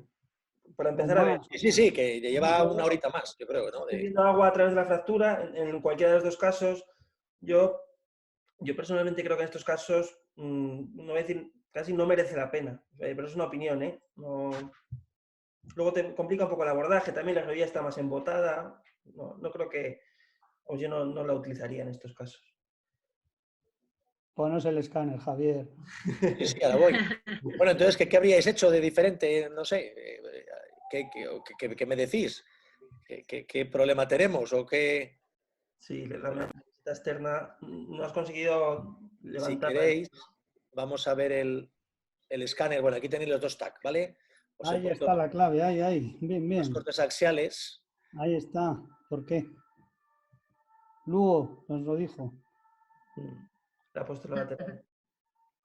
Ese fragmento de atrás, el malo. Claro. Fragmento coronal, posterior. Muy importante fijarse en eso. Entonces, ¿qué habríais hecho en la fractura que ha colapsado diferente a la que no ha colapsado? ¿Qué opciones plantearíais? ¿O qué añadiríais, vamos, a lo que hemos hecho? Yo creo que una placa posterior hubiera sido también útil. Podemos usar constructos híbridos, no solamente mediante una sola, o sea, no lo que había comentado, una placa medial y una lateral. Podemos utilizar también una posterior moldeada. Hay varios artículos que hablan de eso justamente, que la columna posterior está un poco descuidada por los implantes pues clásicos, y podemos utilizar una placa que nos hubiera ayudado muchísimo a que no colapsara, como en este caso. Bueno, ¿y qué abordaje utilizáis? ¿Qué abordaje plantearíais para...? Una pregunta técnica. Estamos de acuerdo en que ese fragmento hay que controlarle y que haría falta una placa, digamos, más hacia posterior. Explicadme cómo colocáis en el quirófano. La tabla, hay que apretar los tornillos de atrás adelante. ¿Cómo cambiaríais vuestra posición habitual de tratamiento de una externa? Yo habitualmente, estos pacientes, ¿me oís? Sí. Habitualmente en estos pacientes, cuando tengo un abordaje posteromedial, lo pongo en posición de 4 habitualmente y lo inclino un poquito la mesa. En el abordaje posteromedial ves muy bien el pico de la fractura, pero la articulación prácticamente no se ve nada. Hoy en día hay implantes específicos para este tipo de fractura. Al final acabas poniendo una buttress brace. Si no tienes esos implantes, a veces te puede venir bien un radio distal puesto al derecho o al revés. A veces te caen de un lado y a veces de otro. Yo he puesto una placa de radio distal ahí en esa zona porque tiene un efecto de consola muy bueno. Entonces, siempre tienes que ir a buscar el pico. Se ve bastante poco, cuesta un poco, pero te da muchísima seguridad al fragmento posteromedial. Y habitualmente es el fragmento por el que, una vez eleva la internilla, empieza mi reducción, el fragmento posteromedial. En este caso lo veo un poco más lateral, no lo veo tan posteromedial. Es más lateral, sí, más lateral. Lateral, posterolateral. Y ese abordaje sí que es un poquitín más delicado. ¿Qué abordaje hacéis habitualmente? Cuando tenéis un fragmento posterolateral. Cuando tengo un fragmento posterolateral... Vamos, en este caso lateral y posterolateral, que es lo más frecuente, además. Sí, normalmente cuando es un fragmento que es tan claramente posterolateral, normalmente no suelo hacer osteotomía del peroné y siempre me da un poco respeto, pues sobre todo por el tema del nervio, claro. Siempre, si es un poquito menos, lo que hago es corregir la placa, llevarla bien a posterior, pero en este caso sí que habría que hacer un abordaje posterolateral. Por la misma incisión, a través posterior al ligamento colateral, pues así. ¿Y qué opináis Hay gente que pone un tornillo de medial a posterolateral, ¿no? Un tornillo, digamos, que iría desde la zona medial baja a la zona posterior alta, ¿no? Y que a veces, para no tener que hacer todo el abordaje, digamos, extensivo, ¿no? Para llegar a la zona posterior, pues lo hacen de esa manera. ¿Os parece suficiente? Pierdes el efecto buttress, pierdes el efecto consola, que al final es lo que necesitas. El tornillo a veces agarra, a veces no, muchas veces no da compresión interfragmentaria, y aquí lo que necesitas es soporte, es una consola, no necesitas, yo creo que tanta tracción. En mi opinión, es una opinión personal. Bueno, es una acción económica controlar un fragmento, es simplemente pinchar la aceituna con el palillo. Obviamente tiene poco retén, pero a lo mejor es el justo para que de alguna manera lo manejes un poco más conservadoramente en cuanto a la carga y la movilidad y que te perdure. Ahora, habría que ponerlo a través de una pequeña ventanita posterolateral donde poder meter el dedo y palpar directamente a dónde estás pegándole el tiro desde el lado contrario. Es decir, para intentar guiar y saber hasta qué punto estás haciendo diana en el fragmento y hasta qué punto le logras controlar o le ejerces, digamos, compresión. Con el riesgo de la arteria, con una guía de las de la artroscopia, de las de los colaterales, estas guías que tienen forma de codo, podría ser, se me está ocurriendo sobre la marcha, pero... Lo tienes que apuntarla metiendo el dedo, como cuando hacemos los laprade. Tienes que sujetar la puntita y notar cómo te trepida el dedito cuando estás pasándole el otro. Antes de hacerte sangre, ¿no? Claro, ten en cuenta que aunque a los claro, Fanelli hace lo mismo para el cruzado posterior desde medial, levantando la cabeza al gemelo, metiendo el dedito y te aseguras, lo mismo pero externo. Y otra cosa que a veces a mí cuando pone estas placas, que yo he tenido que quitar una, es quitarlas. Sí. Es muy complicado. Ya. Por eso a mí, muchas veces, o sea, al final, sabes que la tienes que poner, pero yo he tenido que quitar una y yo creo que hace mucho que no sufría tanto. Pues que es quirófano. Oscuro, majo. Claro. Y telita marinera. No sé si habéis tenido también alguna pelea de ese tipo. Y claro, a mí poner algo que luego me va a costar mucho quitar me da mucho miedo. Vamos, me da miedo, me da mucho respeto. Igual el problema de quitarla es por el abordaje. Igual para quitarla deberías plantearte hacer un trick en vez de ir por la misma cicatriz. Se me ocurre, ¿eh? No sí, bueno, no, que está claro que... Pero aún así hay... Está súper pegado todo. Quitarla, ¿eh? Porque las referencias anatómicas... Hay un abordaje también que preconizan que es posterolateral en L invertida y llevando la arteria hacia debajo del gemelo y demás. Entonces, lo que pasa es que quizás son abordajes que no estamos tan acostumbrados a hacer y nos dan más respeto, ¿no? Que el anterolateral un poco forzando hacia atrás. Primero, si abres por la misma incisión, tienes el cétero externo que está súper pegado, que ya te cuesta una barbaridad disecarlo, que te cuesta, y luego ya cuando vas a entrar en la zona problema hay una fibrosis y es difícil despegar todo el paquete. Vamos, al menos siempre tienes la sensación de que le vas a dar. Estás la hora y pico que estás con la sensación de qué momento se va a poner esto a sangrar y ya tener tal, ¿no? Bueno, pero bueno, no sé, a mí me parece que es complicado quitarlas y hay que tener respeto también. Y bueno, ¿cómo resolviste este, Javi? Cuéntanos. Bueno, pues el caso, bueno, lo mucho que sobre el caso, como habéis comentado, ¿no? El primer caso tenemos un fragmento lateral, ¿no? Que realmente, pues bueno, pues con una placa lateral fue suficiente, y en el caso de la derecha, pues tenemos el fragmento lateral y posterolateral, es decir, tenemos dos de las columnas que comentábamos del artículo de Lu, y entonces, claro, en este caso, con una placa lateral sería suficiente, pero en este caso con dos columnas, como bien decía el doctor Trigueros, pues es necesario algún tipo de batres para evitar ese colapso. En cuanto el paciente pues flexione, se va a tender ese fragmento ahí a colapsar y hacia atrás y se nos va a colapsar la fractura, ¿no? Entonces, bueno, pues la solución es que en un caso había que una placa es suficiente, en otro caso con dos placas es suficiente. El abordaje que nosotros usamos habitualmente cuando tenemos que sintetizar el fragmento lateral y posterolateral es el abordaje de Frost, modificado de Frost a través de una misma incisión centrada un poquito pues, en la cabeza del peroné, hacemos la ventana lateral y hacemos luego la ventana posterolateral sin osteotomía del peroné. En decúbito, lo hacemos en decúbito lateral, siempre un poquito el paciente caído hacia adelante, y la verdad es que, bueno, no diría que es fácil, pero sí que, bueno, tienes un abordaje bastante asequible, porque al paciente le puedes incluso, pues, prácticamente ponerle en decúbito prono en determinado momento, y luego para hacer la parte lateral le puedes levantar un poquito y demás.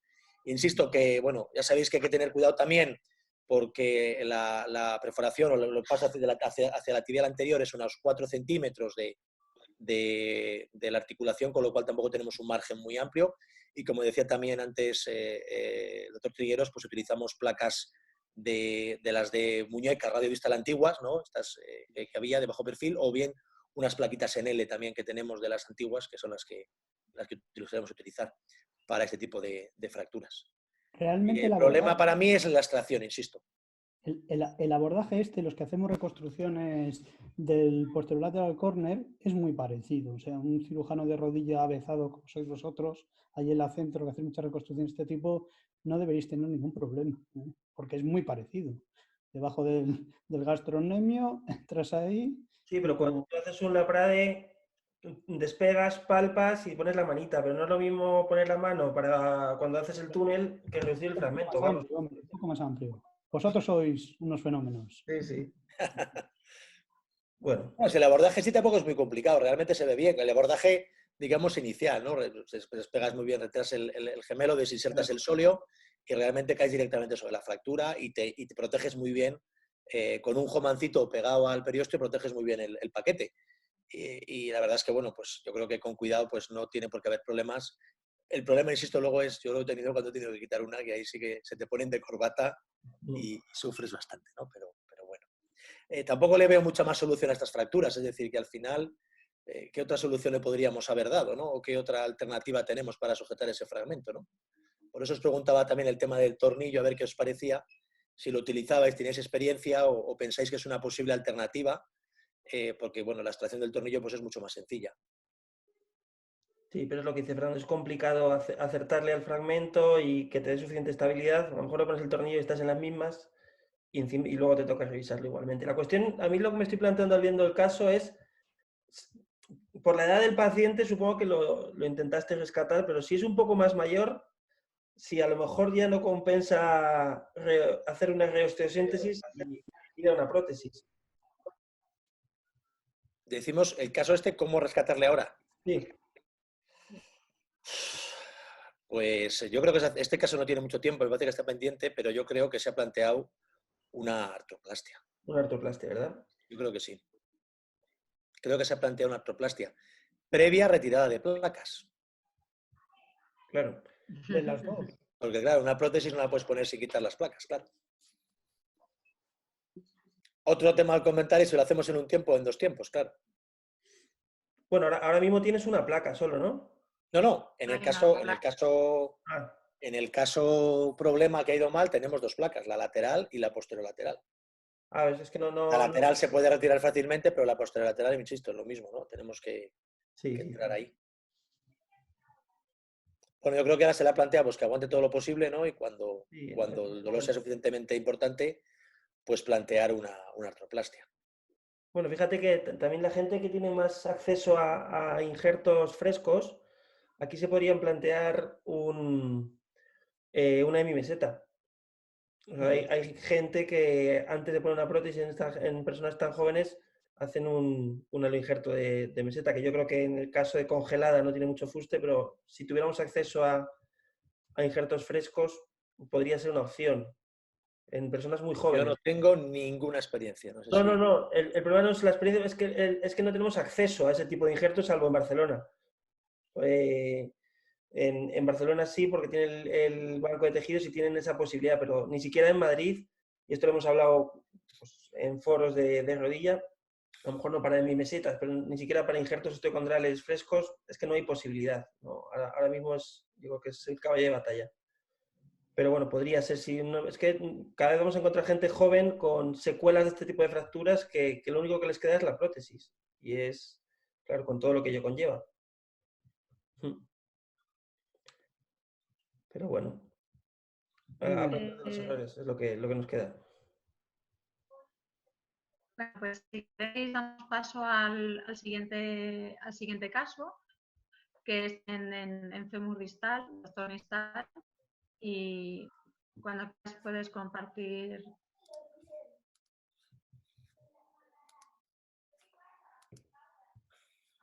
Un momento que es que se me va la conexión y aparte tengo que conectar un momento la batería, que es que la tengo donde... ¿Vale? Vale. Bueno. Perdona un segundito. Esperamos un poco entonces. Bueno, yo creo que puedes ir empezando, Javi. Vale, pues nada, este caso ha dado bastante que hablar en redes, ¿no? Y bueno, pues ya lo habéis visto todos, es una paciente de 80 años que sí que camina, con una muleta que fue tratada con un clavo endomedular de 5 años, un clavo que hablaba yo de primera generación, ¿no? Que yo creo que también es importante, de gama de primera generación, caída y sufre esta fractura supracondilia y bueno, lo que os enseño es lo que tenemos, tampoco tenemos mucho más, es decir, estas son unas placas que es un caso ya un poquito viejo, o sea que tendrá 5 o 6 años y bueno, pues es lo que tenemos, ¿no? Y bueno, si queréis vamos a ver un poquito las opiniones de nuestros, han opinado traumatólogos ilustres, los que les hay que hacer caso porque saben mucho, y el doctor del Canto, que nos habla de una placa MIPO, interlocking, y tornillos proximales, introducción abierta y placa LCP, injerto óseo de matriz ósea.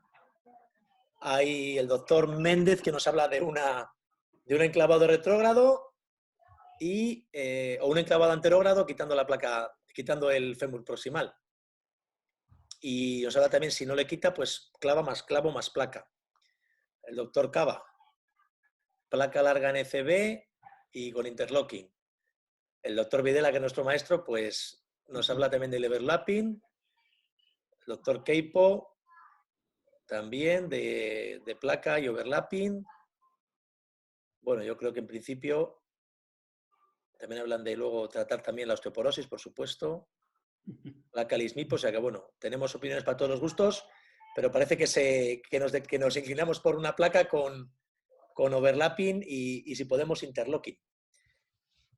¿Qué problemas le veis aquí al interlocking?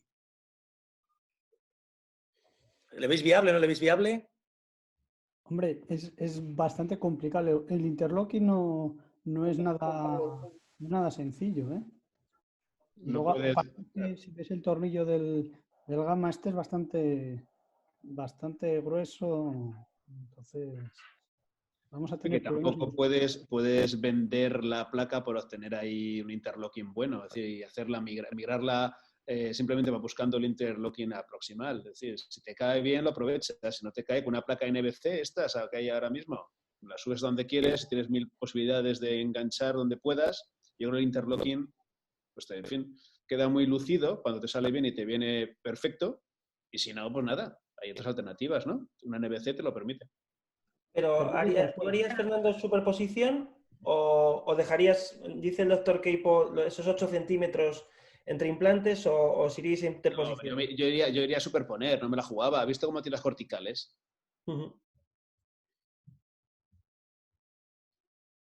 Hombre, la placa como máximo la podríamos llevar, como está el tornillo fuera, daros cuenta, pues la podríamos subir hasta un par de centímetros por debajo del tornillo cefálico, ¿no? Del tornillo cefálico, porque está un poquito el tornillo fuera. Sí, ahí te lo encontré. Y luego, bueno, el tema de interlocking, como habéis comentado, depende mucho del tipo de placa que usemos, que tenga más o menos agujeros y que coincida, porque como esté un poquito rotado el clavo, no te coincide. Y tiene que coincidir perfectamente, si no, no lo puedes hacer. Bueno, pero quizás como decía Fernando, ¿no? Que hacer un overlapping y si te coincide el tornillo haces el interlocking y si no, pues no, porque quizá en este caso sea mejor que dejarlo lo de los 8 centímetros, ¿no? Vale. Sí, no, está claro que el overlapping todo lo máximo que podamos, es decir, hasta arriba del todo, ¿no? Y el tema de, que también se ha comentado aquí en las redes, es quitar este clavo y colocar un clavo anterógrado. O retrógrado, ¿no? No, quitar el clavo, es una técnica poco invasiva realmente. Quitamos este clavo y aprovechamos para poner un clavo anterógrado, cervicocefálico, por supuesto, para proteger la cabeza del fémur. No olvidemos nunca que si quitamos un tornillo de la cabeza hay que poner otro. Es bastante Y distal, ¿no? La hasta fractura. ¿Y cuántos pernos vas a colocar abajo con esa técnica? Difícil. Pocos. Y en un territorio bastante blando.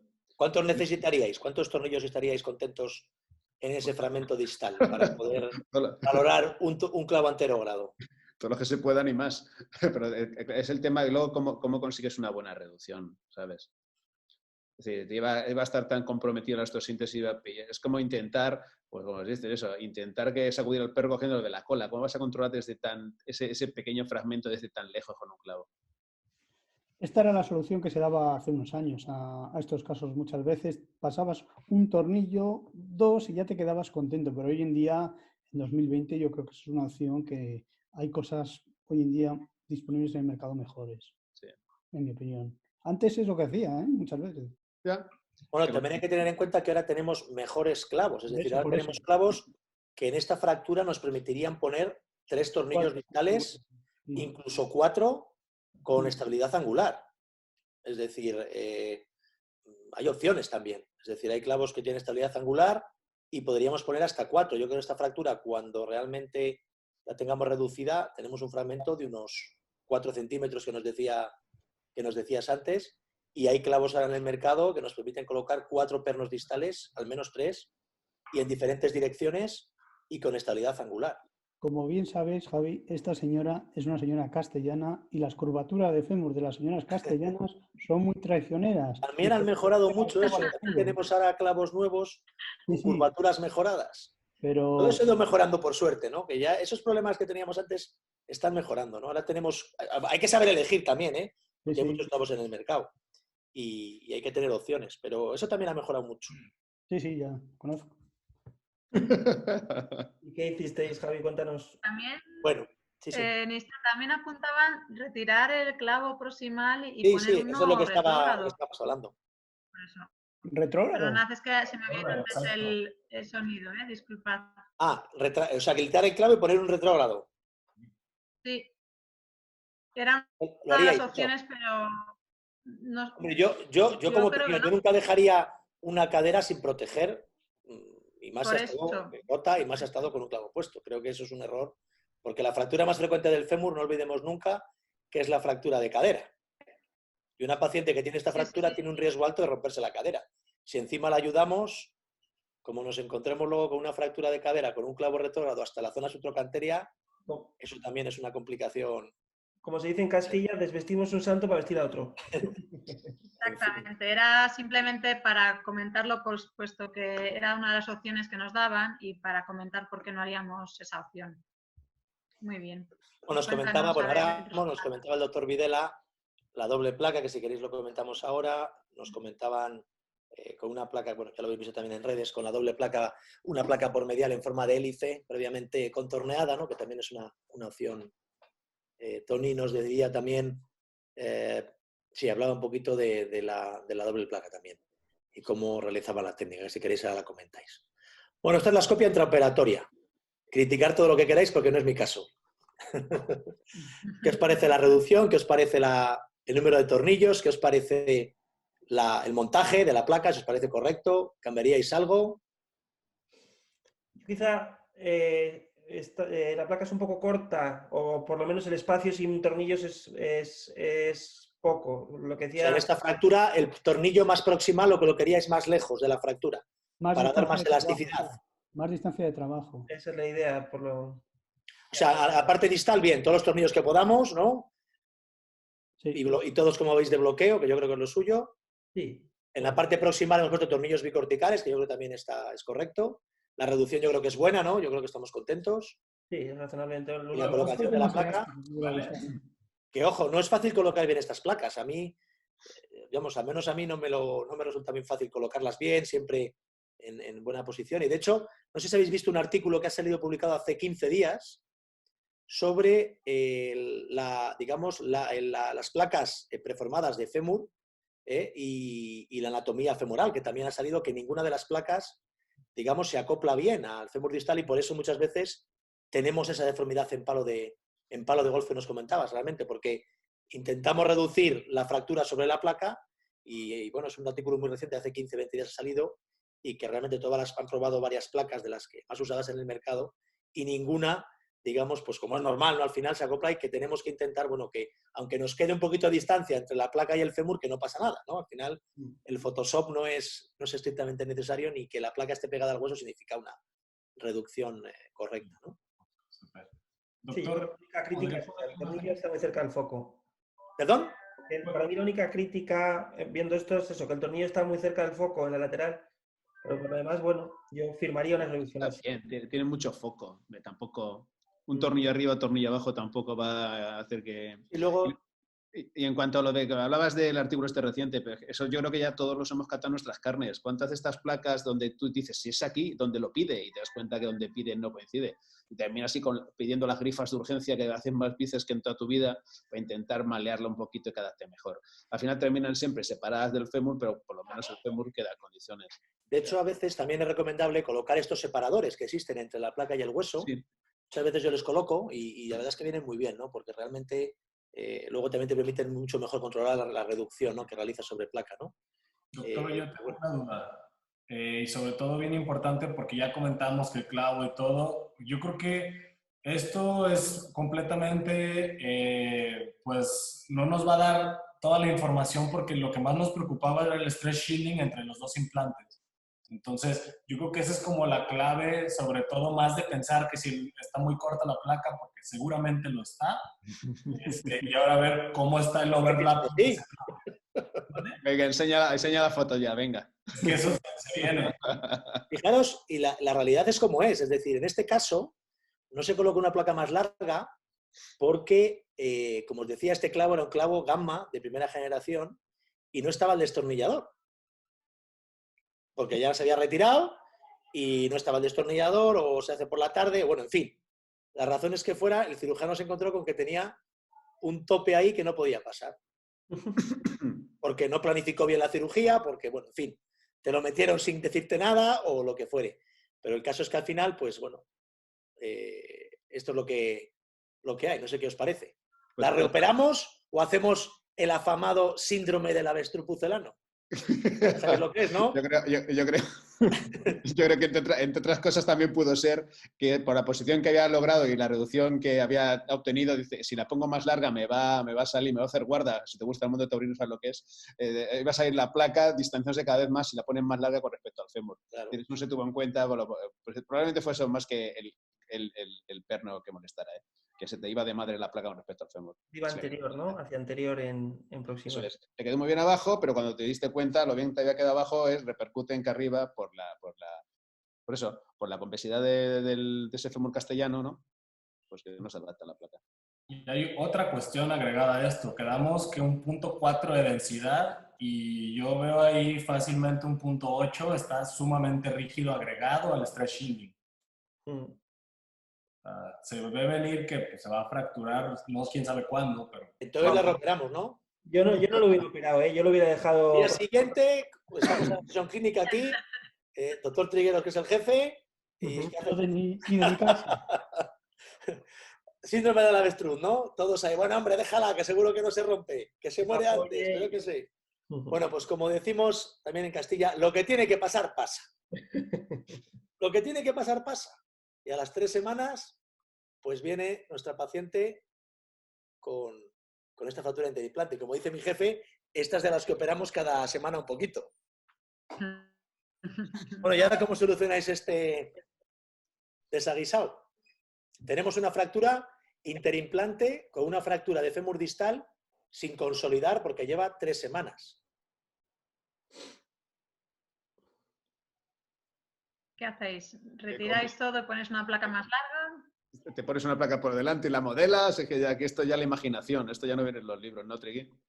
Bueno, Es saber a quién se le ocurre alguna cosa así maquiveriana o si tienes algún amigo que hizo algo parecido que te sirve de inspiración para verlo a ti. No creo... yo lo que tengo claro es que no tocaría los tornillos distales, porque están muy reducidos, entonces igual buscaría otro tipo de soluciones. A base de Superponerle otra muchos placa. usados y muchas sesiones hemos visto, sobre todo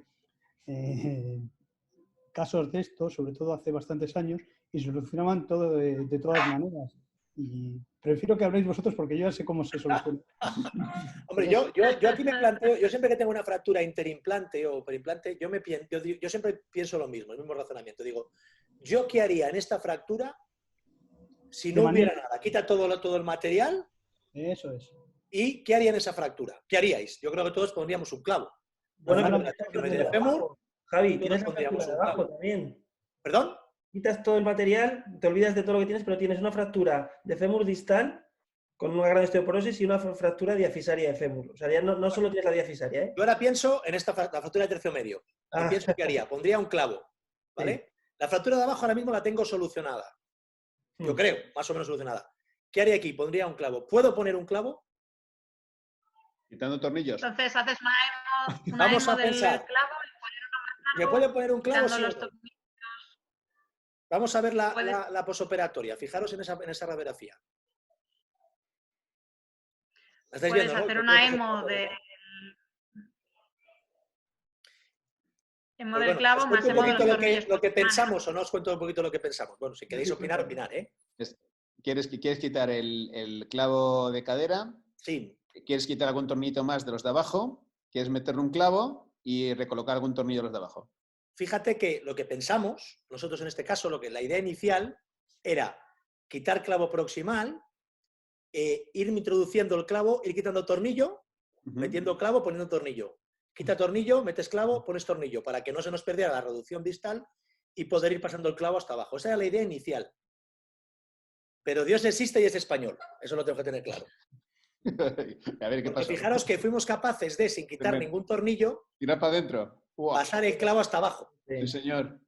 Por detrás. Fijaros que, bueno, pues conseguimos pasar el clavo hasta abajo sin quitar ningún tornillo. Como la placa estaba un poquito anterior, que lo habéis apuntado antes, ¿verdad? Habéis apuntado que la placa estaba un poquito anterior, pues eso nos ha ayudado en este caso para poder pasar el tornillo. Fijaros que en este caso también no pudimos hacer interlocking, porque el clavo estaba por detrás de la placa y es inviable el hacer el interlocking. Pero bueno, conseguimos colocar un perno de bloqueo, o dos, ya no me acuerdo. Y otra cosa que para mí es importante también en las fracturas por fragilidad, hay que ser mínimamente agresivo y máximamente estable. Es decir, si podemos evitar una super raja de 20 centímetros, la evitamos. Si hay que hacerla, se hace. Doctor Nistal, ¿y qué le habría parecido fuera clavo, fuera placa y un clavo retrógrado con una hoja en espiral, dado al grado de osteoporosis? No, yo si hubiera puesto un clavo, hubiera buscado otra vez, retrógrado, y hubiera buscado 4 pernos distales. Si no, una hoja espiral yo creo que a día de hoy también están contraindicadas para este hueso, ya que no funciona aparte, bien. lo tienes totalmente agujereado por los antiguos tornillos. 4 tornillos distales y el clavo. Pero a mí no me gusta esa opción porque cuando tenemos que operar una fractura por fragilidad, tenemos 3 objetivos. Primero, la fractura, que por supuesto es lo más importante. Segundo, la movilización de esa paciente y la carga lo más precoz posible. Y tercero, evitar una nueva fractura. Si tú quitas un clavo y dejas esa cadera sin nada, con muchas posibilidades, si esa paciente vive, se va a romper la cadera. Y entonces tienes otro Cristo toledano. Insisto, lo he dicho antes, lo que tiene que pasar, pasa. Y pasa. Solo hay una posibilidad, que la paciente se muere. Si vive, al final se va a acabar rompiendo la cadera. Otro tema del retrógrado es que tienes un implante por encima y como os he contado en la charla, no se debe juntar un clavo anterógrado y un retrógrado. Queda una zona de estrés que es muy fácil que se rompa. ¿Habéis puesto Entonces, alguna vez también 2 clavos y una placa de neutralización? O sea, ahora lo que hace mucha gente es, de cuando tienes protección, sí. 2 Nosotros prótesis y una placa cortita de 6 sí, agujeros con 4 tornillos. una placa de protección que llamamos profiláctica. El doctor del canto, mi compañero, tiene alguna experiencia en prótesis que cuando tenemos dudas, la ponemos. Claro. Si tienes 2 prótesis, no una de recambio y tal, Y dos pones recambios una placa juntos. profiláctica. 2 recambios juntos o un recambio de rodilla y una cadera, sí que es conveniente, ¿eh? Te En da este caso, mucha ¿lo habíais seguridad. planteado, colocar un clavo retrógrado y una placa profiláctica? ¿Hubiera sido otra opción válida? Podría haber sido una opción válida, sí, pero yo preferiría esta. Sobre todo por formación mía, que en los cursos es lo que he aprendido. Yo creo que está muy bien resuelto y seguro que en las redes sociales están deseando verlo porque ha creado muchísimo debate. Ahí tenéis el callo, también castellano, que se ha creado, un callo abundante. Eso es el lechazo, Javi, eso es el Y lechazo. bueno, hombre, y el vinito, el Ribera del Duero aquí, que ya sabes cómo es esto. Muy bien. Muy bien, muy bien. ¿Alguna cosa más que comentar, chicos? Nada, felicitarle. Muy bien. Bueno, oye, No. ¿sabéis? Esto es cuestión de suerte muchas veces, ¿no? Como decía, cuando empezamos a meter el clavo y ves qué pasa, no te lo crees, ¿no? Porque dices, anda, ¿qué pasa? Tira, venga, dale, tira. Dale, dale. Está muy bien resuelto. Bueno, pues Bueno, chicos, Muy bien. Yo creo que después de estos magníficos casos y muy bien resueltos, podemos dar por finalizada esta segunda webinar de rodilla de la Clínica Centro. Al agradecer al doctor Cortés su empuje, su trabajo y su ilusión por estas charlas, que gracias a él nos vemos por aquí compañeros y amigos. Y nada, desear que os haya gustado y os emplazamos a la siguiente webinar, que próximamente en redes sociales la iremos promocionando. Un saludo a todos y muchas gracias.